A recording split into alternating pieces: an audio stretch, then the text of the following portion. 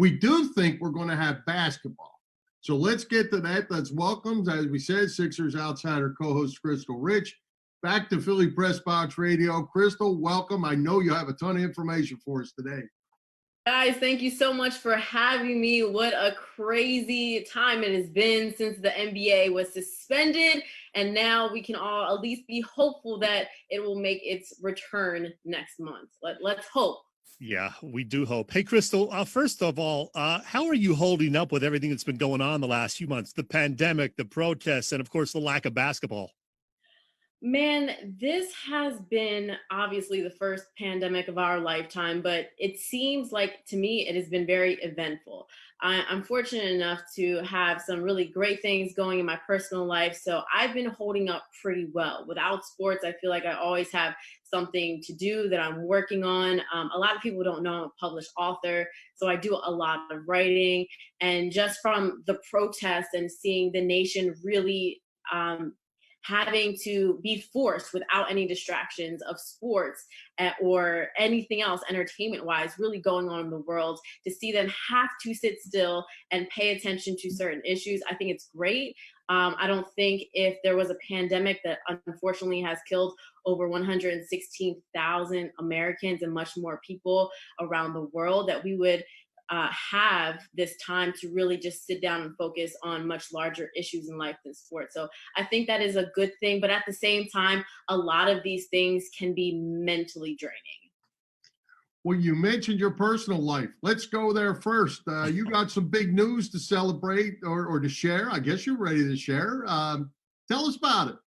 Yeah, well, I did announce on my social media that I am engaged, and it happened in Costa Rica when there are only 2 cases in New York City, and we came back to about 100. So, of course, a lot of people know my fiance, Dom Bell, who is the sports director over at CBS Sports Philly, and that is the big news. It's hard to plan a wedding in the pandemic, but we're trying our best. I'm going to mention Don later. I have a question for you, but I'll save that to the very end. All right, let's get to the NBA. Congratulations, by the way. Thank you. So, Krystle, the NBA is looking to finish the regular season with, I guess, 22 teams and then a 16-team playoff setup, all happening down in Orlando. Kyrie Irving leading a small coalition that wants to derail the plans. Maybe I don't think that's going to happen. Is the NBA going to pull this off? They sent out this big 115-page or whatever manifesto with all the rules and regulations. Tell us about some of those crazy rules that these players are going to have to be in for. Yeah. To answer your first question, are they going to be able to pull it off? I do think, first of all, I give them so much credit for coming out with something that is very detailed. And we look at other leagues like the MLB, and we're just, praying these guys can get a conversation going. I think it's refreshing to see a league that has actually literally tried to think of everything down to, if you play cards with someone else, you have to throw the deck out afterwards. And don't worry, there will be enough cards provided. So kudos to the NBA. However, I do think, and this is coming from a sports journalist, someone who makes her living doing sports, that this is going to be very difficult to pull off. Not only are some players frustrated, but think about it. There are 22 teams, 15 players to a team. That's 330 players that they have to make sure they do not get infected. And they do have a plan to do a lot of tests. But also there is a report that came out today that says it's not just the NBPA that's worried, it's the coaches union as well, because you think of Greg Popovich, who's 71, and Mike D'Antoni, who is 69. There's just a lot of people at risk here. And we know that on the court, there is no such thing as social distancing, not if you're playing any kind of defense. However, when you get into your personal life and no one's allowed into your room, and you can go on team outings, but it has to be 6 feet apart.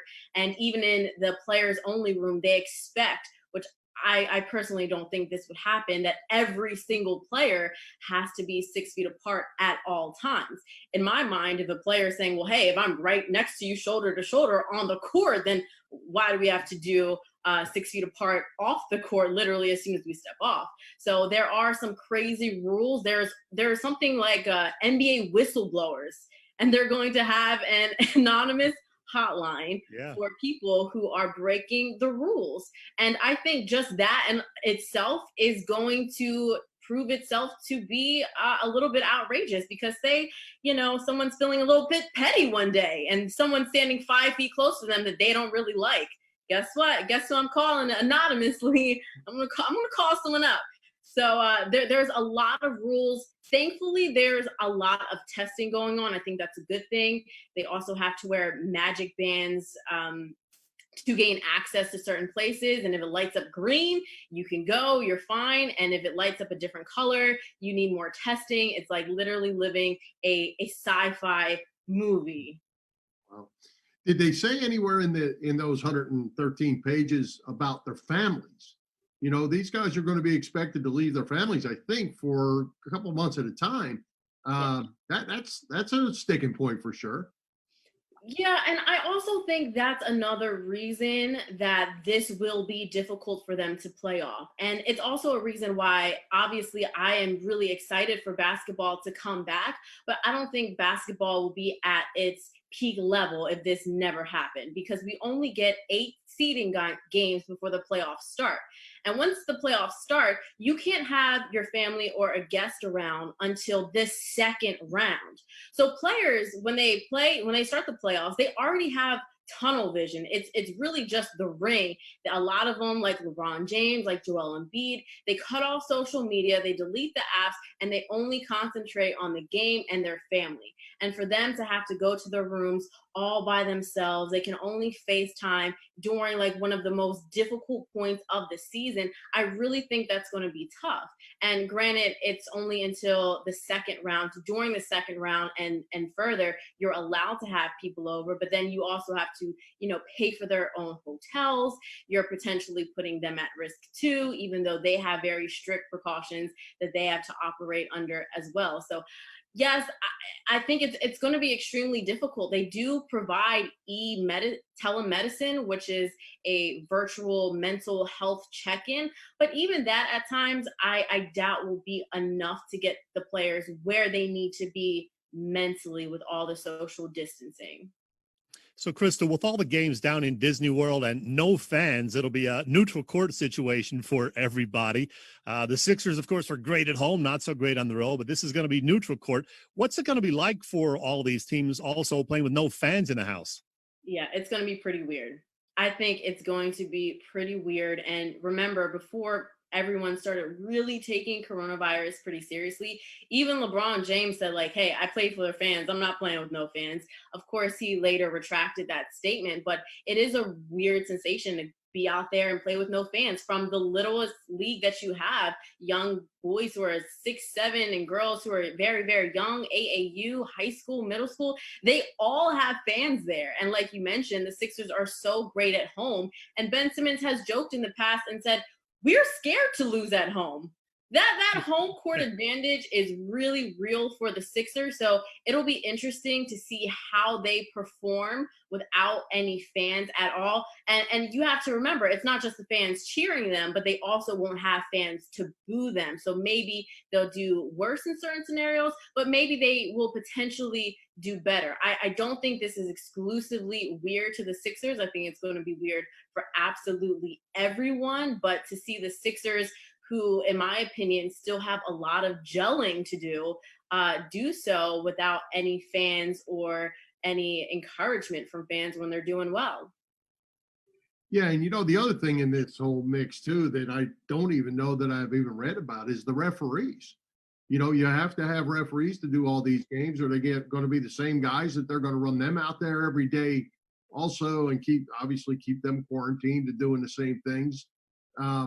That's a touchy situation too, especially, you mentioned somebody had a bad day, they pick up the phone. Well, you have a bad day with a ref the next one day and you got him again the next day and the next day. That's not good either.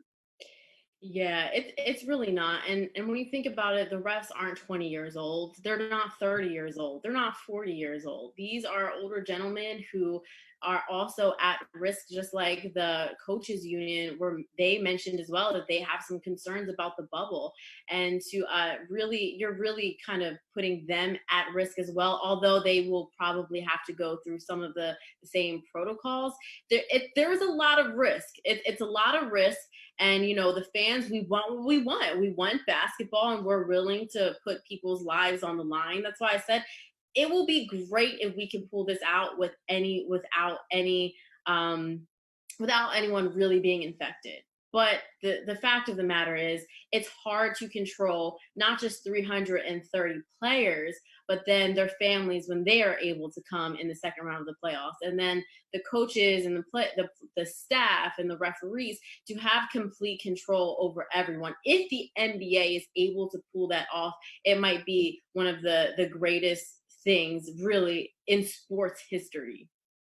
Well, Krystle, one of the keys for the Sixers, of course, is the health of Joel Embiid. He says he's been working out diligently, I guess 6 days a week now.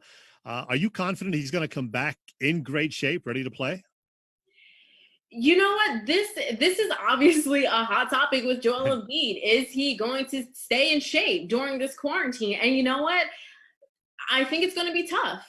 To be quite honest with you, I think it's going to be tough. That has always been something that has haunted him in his career. If he ever has an injury, is he going to come back better? Is he going to come back in shape? But I don't think this issue is exclusive to Joel Embiid. Like all the players, they only have 8 games to really secure their seeding, and not one player or one team has an advantage over another. Whereas these guys might be kind of in shape, but I don't think anyone is really coming in the late season shape that they have to be to go into the playoffs.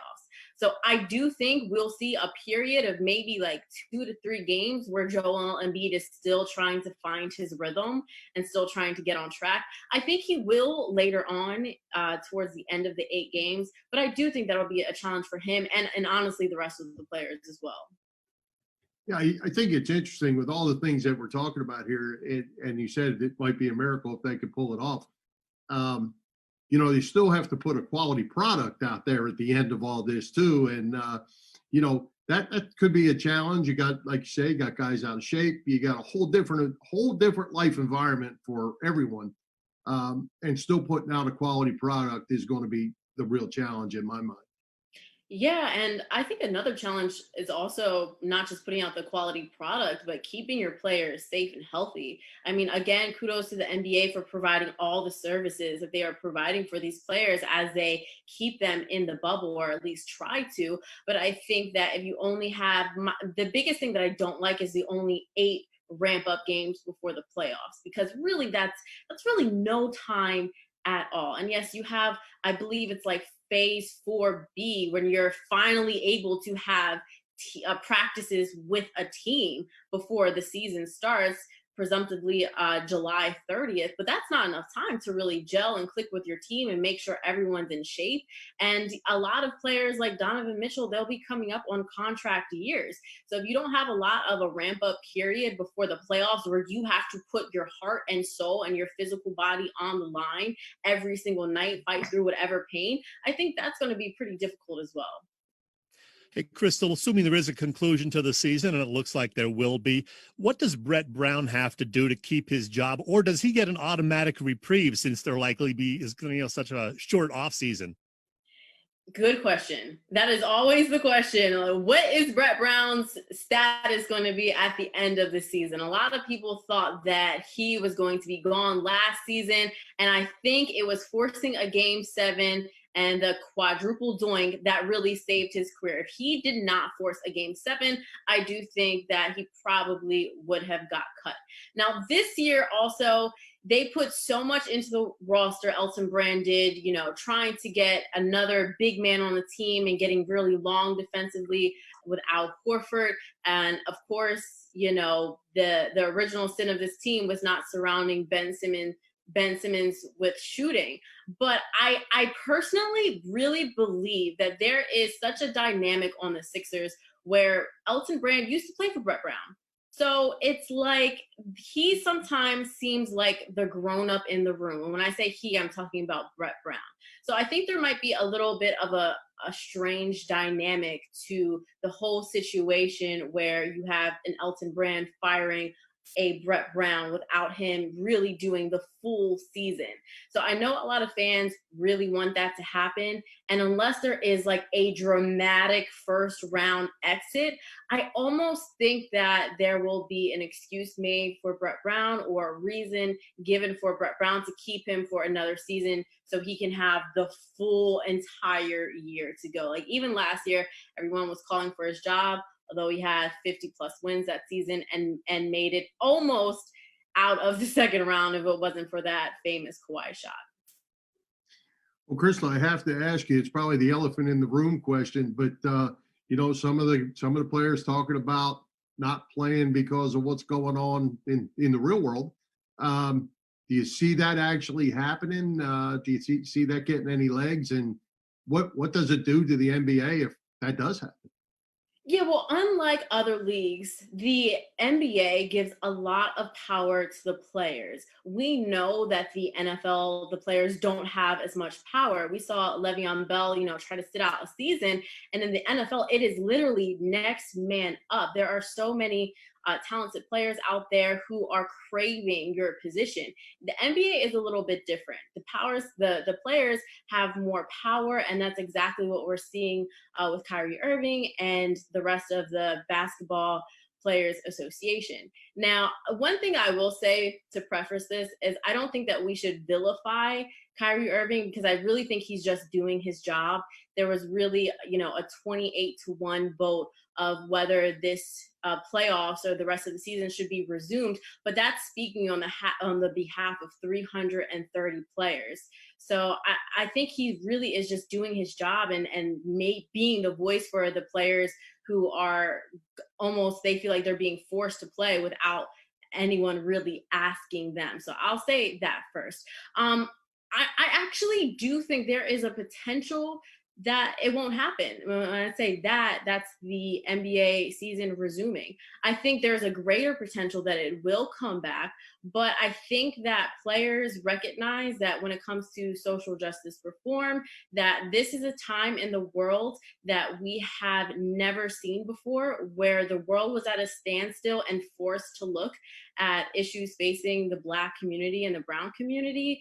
And, they can have a platform where they reach a lot of people so they could play the Black national anthem, they could take a knee, they can wear shirts, either Black Lives Matter or I Can't Breathe. They can do a lot of those things, but the counter argument to that is you could always, pause the live TV or walk out the room and just say like, hey, I'm not watching this, and just come back when the game starts. So I think there is a possibility that could happen if enough players are willing to do so. And that's the big key. If they have enough players, there were about 80 players on the call when they were discussing this. And you have to realize if this happens, the NBA has every right to kind of scrap the collective bargaining agreement. So that would hurt players obviously in the pocket. Kyrie Irving has went on to say that he would give up everything to fight this fight, but we don't know if every player has the same sentiment to give up everything when they've worked their entire lives to get here. So I do see both sides of the argument. Being someone who makes her living in sports, of course, I want sports to come back. And I do think they could use their platform to spread awareness for certain issues or even negotiate with the NBA to maybe, donate to certain causes that they believe will help the community. But I also can see how they think that giving people a distraction will literally do just that and distract them from bigger issues in the world. All right, Krystle, we have pretty much used up all of your time, but I have one more question I want to squeeze in. That guy we mentioned earlier, CBS 3's Don Bell, he said this about your hoops game, and I know you got game. I've seen some of the video. He said her jumper is nice, but her Euro step defense is trash. Yeah, well, I'm glad he gave credit where credit is due because he knows I'll put up a jump shot in his face. We go to the park in Philly and we play COVID-19. And, I think that guys sometimes can't give girls all the credit. They try to, sneak in a little compliment just to lessen the blow. But he knows if we went one-on-one, who would take that game. Oh, I don't like to brag, but sometimes I do. There you go. Well, Krystle, we are out of time. We appreciate you coming on with us. Great stuff. Great stuff. Keeping us up to date. And congratulations again. Thank you guys for having me. All right. Thanks, Krystle.